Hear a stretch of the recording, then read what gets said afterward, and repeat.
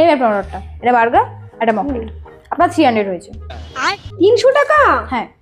এত দাম? আপনাদের খাবারের এত দাম? না না, আমি নেবো না। এত দাম হলে নেওয়া যায় নাকি? বাপরে বাপ, বার্গারে একটা মকটেল নিলাম 300 টাকা। কি দাম আপনাদের খাবারে? না না, আমি নেবো না। আপনি রেখে দিন, আমি নেবো না।